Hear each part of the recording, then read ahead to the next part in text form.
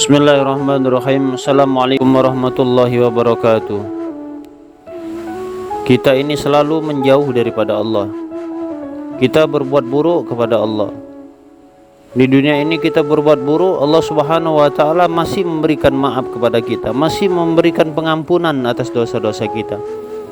Namun yang dibalas oleh Allah Subhanahu wa taala kejahatan yang kita lakukan itu hanya satu kejahatan yang kita lakukan, satu juga ganjaran sesuai dengan kejahatan yang kita perbuat.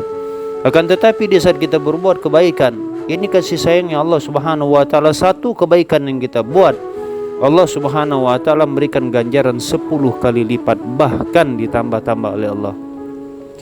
Dijelaskan dalam satu riwayat, wa an Abi Dzar radhiyallahu anhu qala Rasulullah sallallahu alaihi wasallam, dari Abi Dzar, semoga Allah Subhanahu wa taala memberikan ridha atasnya, telah berkata, Rasulullah sallallahu alaihi wasallam telah bersabda, yaqulullahu azza wa jal, Allah Subhanahu wa taala azza wa jal telah berfirman, man jaa bil hasanati falahu asyru amsalha au azyad.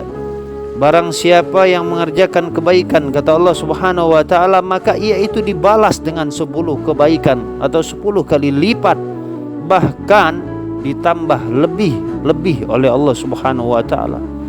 Jadi kita berbuat satu kebaikan itu Allah Subhanahu wa taala balas dengan 10 kebaikan, bahkan ditambah dengan lebih.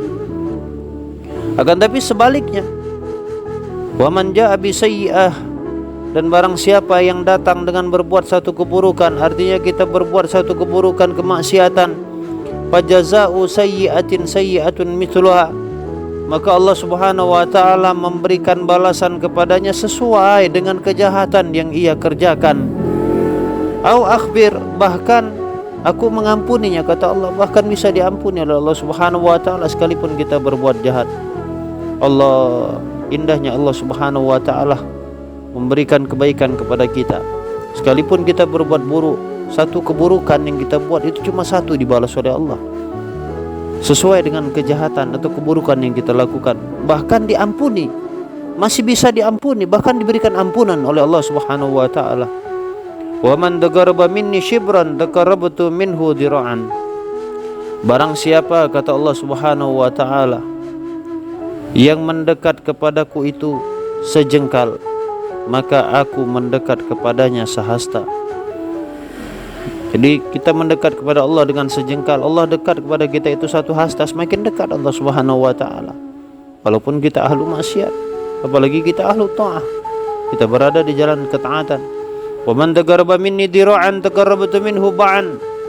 Barang siapa yang mendekat kepadaku sehasta, kata Allah Subhanahu wa taala, maka aku mendekat kepadanya itu sedepa. Ya Rabb, semakin kita berusaha dekat kepada Allah, Allah lebih dekat lagi, Allah lebih dekat lagi, Allah lebih dekat lagi.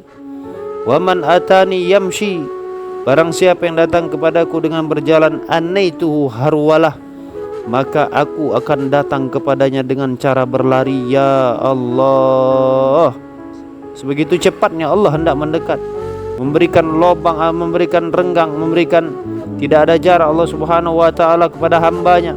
Di saat hambanya hendak mendekat, dia lebih dekat lagi. Di saat hambanya datang dengan cara berjalan, dia Allah Subhanahu wa taala dengan cara berlari mendekati daripada hambanya. Wa man laqiyani bi ghurabil ardi khati'ah la yusyrik bi syai'a laqituhu bimithliha maghfirah. Kemudian kata Allah Subhanahu wa taala, dan barang siapa yang menghadap kepadaku, kemudian dia ini membawa dosa seisi bumi dosanya, tetapi dia tidak sama sekali menyekutukan diriku, kata Allah Subhanahu wa taala, dengan sesuatu apapun. La yusyriku bi syai'a, jadi dia tidak mensekutukanku dengan apapun.